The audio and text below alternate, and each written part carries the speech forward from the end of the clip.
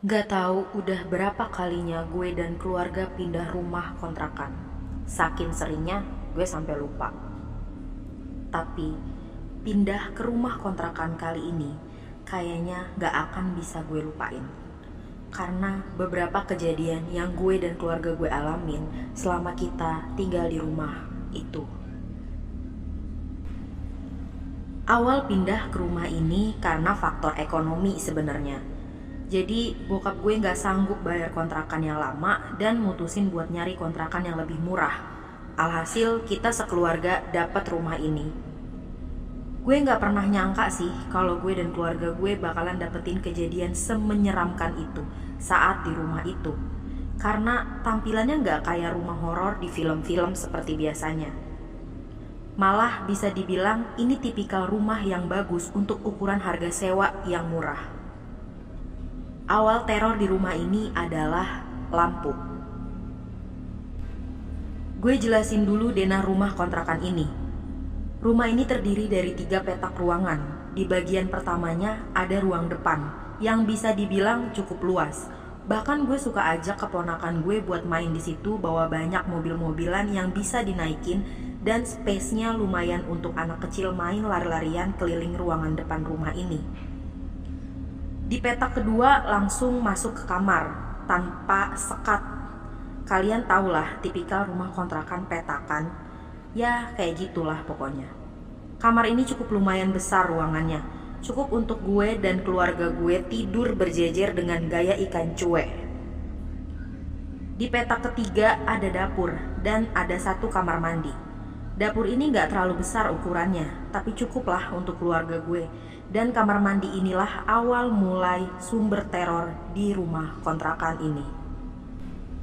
Jadi, awalnya gue gak ngerasa janggal dengan lampu kamar mandi yang suka mati dan nyala sendiri. Karena bokap gue bilang lampunya emang udah mau putus. Beberapa hari kemudian diganti si bohlam lampu kamar mandi ini pakai yang baru. Dan gak lama, selang beberapa harinya setelah diganti, lampunya tetap aja mati dan nyala sendiri. Akhirnya bokap gue bilang, mungkin aliran kabel dari si bohlam yang error. Akhirnya dicek lah. Tapi ternyata bokap bilang keadaannya baik-baik aja dan gak ada yang rusak. Ya udah, kita kesampingkan masalah lampu ini dan kita tetap enjoy aja tinggal di rumah itu. Sampai akhirnya lampu di kamar mandi ini makin aneh, karena dia bakalan mati secara tiba-tiba kalau ada orang yang masuk ke kamar mandi, dan bakalan nyala lagi dengan tiba-tiba kalau kamar mandinya udah kosong, gak ada orang. Aneh kan? Padahal awalnya dia cuma suka nyala mati sendiri, random, gak tertebak gitu kapan waktunya, dan bisa dibilang agak jarang. Tapi kok jadi agak nyebelin, semacam di prank gitu. Soalnya gue sering banget entah mau mandi atau apapun di dalam toilet ini, pas masuk masih biasa aja lampunya nyala. Setelah beberapa menit di dalam kamar mandi, tiba-tiba lampunya mati. Dan pas gue keluar, beberapa detik kemudian lampunya nyala lagi sendiri. Awal-awal gue gak ngerasa takut, tapi malah emosi. Kejadian itu dialamin sama semua orang di rumah ini, bukan cuma gue doang. Dan teman gue juga ngalamin kejadian itu. Jadi, ada satu waktu temen gue main ke rumah dan dia numpang ke kamar mandi. Dia bilang waktu itu di dalam lampunya tiba-tiba mati. Terus dia refleks buka pintu kamar mandinya dan ngintip keluar. Gak ada siapapun. Dia berpikir kalau gue yang ngisengin dia. Dan akhirnya dia lanjut kegiatan di kamar mandi itu dengan kondisi lampu yang mati. Sampai selesai dan dia keluar dari toilet. Begitu dia keluar, tiba-tiba lampunya nyala lagi. Dia lihat kejadian itu di depan matanya sendiri. Dia bilang dia sempat bingung, tapi dia gak ngerasa takut. Dia langsung nyamperin gue dan marahin gue. Dia bilang katanya gue yang isengin dia. Gue cuma bisa ketawa-tawa denger cerita dia tanpa bisa ngejelasin apapun. Setelah itu gue bilang ke dia, lo lihat lampunya tiba-tiba nyala sendiri kan? Gimana caranya gue bisa nyalain lampu kamar mandinya sementara gue di depan rumah dari tadi? Dan lo juga ada di depan pintu kamar mandi itu kan? Saklar lampunya ada di samping pintu kamar mandinya. Otomatis saklar lampunya kan ada di deket elu. Kalau gue ngisengin elo, masa lo nggak lihat ada gue di situ? Masuk akal nggak? Seketika temen gue diem dan langsung sadar sama ucapan gue tadi.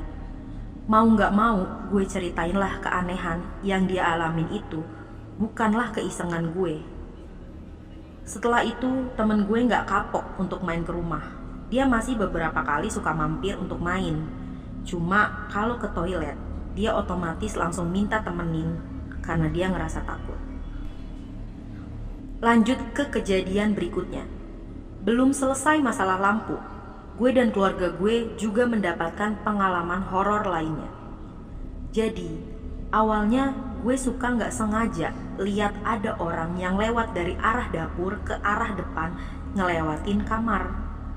Awalnya gue pikir itu cuma halusinasi gue aja, atau gue salah lihat, karena memang kejadiannya kerasa cepat banget dan cuma sekelebat aja.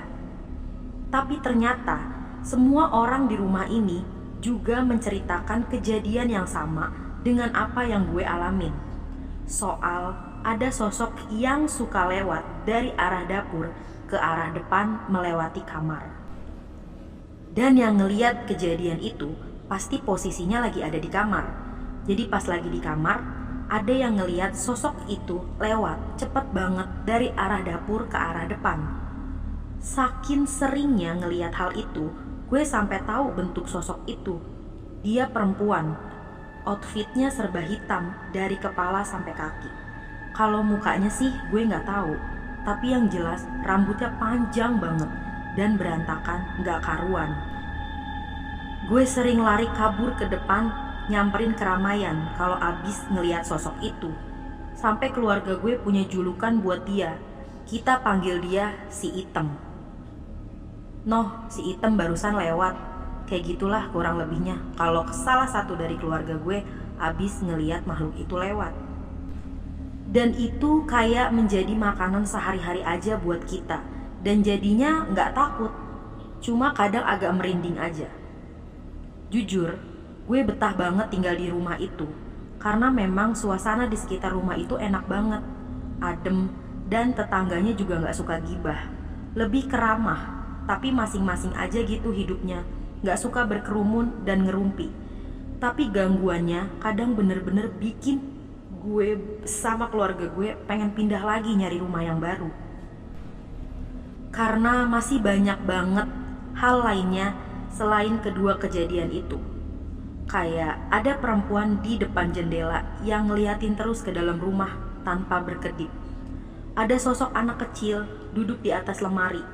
Kecil banget kayak bayi, tapi bentuknya kayak jelangkung, ngerentangin kedua tangannya, dan dia ayun-ayunin kakinya gitu.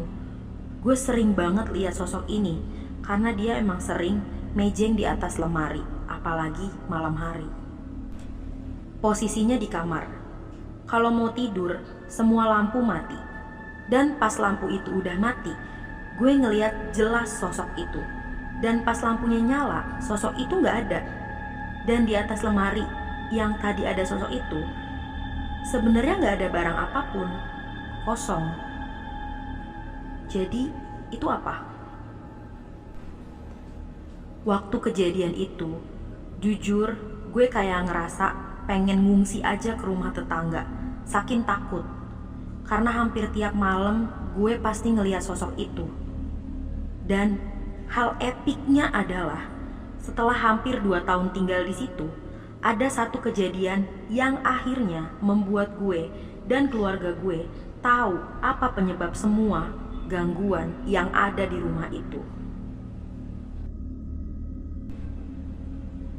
Jadi waktu itu gue pulang kerja, mampirlah di sebuah warung yang masih satu lingkungan sama rumah kontrakan gue itu. Terus gue pesen minuman di warung itu karena capek nyetir motor abis pulang kerja. Terus gue duduklah di bangku di depan warung itu sambil minum es. Si ibu warung nyamperin gue dan ngajak gue ngobrol karena lumayan kenal. Soalnya kita sering papasan gitu di jalan dan sering saling nyapa. Tapi kita gak pernah ngobrol panjang. Ini baru pertama kalinya kita ngobrol berdua. Awalnya si ibu nanya soal kerjaan gue dan hal-hal umum lainnya yang suka ditanyain ibu-ibu gitu. Terus tiba-tiba si ibu ngajuin satu pertanyaan yang bikin gue gak jawab, tapi malah bertanya-tanya lagi ke dia. Selama tinggal di situ, pernah ngerasain diganggu yang aneh-aneh gak, Neng? Si ibu nanya kayak gitu. Seketika gue diem nih dan malah balik nanya, emangnya kenapa, Bu? Gak apa-apa, nanya aja. Iya, pernah gak digangguin? Di kamar mandinya gitu? Seketika gue shock dong denger si ibu ngomong kayak gitu. Seakan-akan dia tahu sesuatu. Gak mungkin banget keluarga gue cerita soal gangguan-gangguan di rumah itu ke ibu ini atau ke tetangga lainnya. Gue gak pernah cerita ke siapa-siapa kecuali ke temen gue yang waktu itu pernah main ke rumah. Akhirnya gue makin kepo. Emang kenapa di kamar mandinya, Bu? Duh, saya takut salah ngomong sebenarnya. Tapi kalau gak diganggu ya alhamdulillah, Neng. Gak apa-apa sih, ibu cuma nanya aja. Seketika gue langsung jawab, pernah, Bu. Sering malah. Emang kenapa, Bu? Cerita aja. Gak apa-apa. Saya malah seneng kalau dikasih tahu. Tapi jangan ngomong ke siapa-siapa lagi ya, Neng. Saya gak enak nanti sama Bu Haji. Anyway, Bu Haji yang si ibu ini maksud gak lain adalah pemilik kontrakan yang gue tempatin. Iya, saya gak akan ngomong, Bu. Selama ini saya gak pernah cerita ke siapa-siapa kalau saya sama keluarga saya tuh digangguin. Ke Bu Haji pun keluarga saya gak pernah cerita. Jadi sebelum Neng sekeluarga pindah ke rumah itu, penghuni sebelumnya ditemuin meninggal di kamar mandi itu. Gantung diri ke atas atap kamar mandinya itu, Neng. Gak ada yang tahu. Pas ditemuin sama Bu Haji, udah begitu kondisinya. Udah bau busuk. Katanya sih karena kelilit hutang. Sebenarnya gue gak begitu kaget banget denger cerita si ibu itu. Malah gue ngerasa semua yang terjadi di rumah gue itu make sense dengan cerita dari si ibu ini. Yang bunuh diri itu perempuan, Neng, masih muda. Mungkin seumuran Neng. Belum lagi katanya dia hamil. Saya juga kurang tahu sih bener atau enggaknya, karena Bu Haji tutup semua cerita ini ke warga sekitar. Kontrakannya lama kosong, gak ada yang mau tinggal di situ. Anaknya Bu Haji sempat tinggal di situ gak kuat, akhirnya pindah lagi. Ada 2 kali yang ngontrak di situ, juga gak kuat, mereka pindah juga. Malah ibu itu bingung sama Neng, kok gak kelihatan kayak gimana-gimana selama tinggal di situ. Malah kayaknya baik-baik aja. Ibu pikir mah gak pernah digangguin, makanya betah. Si ibu gak tahu aja kayak gimana capeknya gue setiap hari nahan rasa takut demi bertahan hidup di sewa rumah yang murah itu. Setelah tahu tentang kenyataan itu, gak ada yang berubah dari keluarga gue. Kita tetap tinggal di situ dengan sejuta gangguannya. Tapi sekarang kita udah gak tinggal di rumah itu lagi. Karena tepat 2 tahun 7 bulan kita pindah ke kontrakan yang lain. Tapi bukan karena gangguannya atau karena kita ketakutan, tapi karena faktor lain. Dan terakhir yang gue tahu soal rumah kontrakan itu, ada banner dengan tulisan dijual di depannya. Beberapa kali gue masih suka lewat rumah itu. Begitulah pengalaman gue dan keluarga gue di rumah kontrakan itu. Gue sengaja bikin alur cerita ini gak begitu menyeramkan, karena memang niatnya mau berbagi pengalaman aja. Kalau mau dijabarin gimana rasa takutnya, gue bisa bilang waktu itu gue beneran takut banget. Bahkan pernah beberapa kali minta ke bokap buat pindah, tapi harus tetap bertahan. Dan akhirnya mau gak mau jadi udah terbiasa. Dari rasa takut jadi ya udahlah. Selama mereka gak ganggu sampai ke fisik, gue masih baik-baik aja. Karena memang selama di rumah itu gue gak pernah terluka ataupun kenapa-napa. Cuma ngeliat yang aneh-aneh, ngedenger suara-suara, ngerasa ada yang janggal, ya gitu-gitu aja. Oke teman-teman, sekian cerita gue. Mungkin kalau ada lain kesempatan, gue ceritain lagi pengalaman gue yang lainnya yang lebih detail waktu gue tinggal di rumah kontrakan itu. Terima kasih udah ngedengerin audio ini sampai habis. Semoga kalian suka.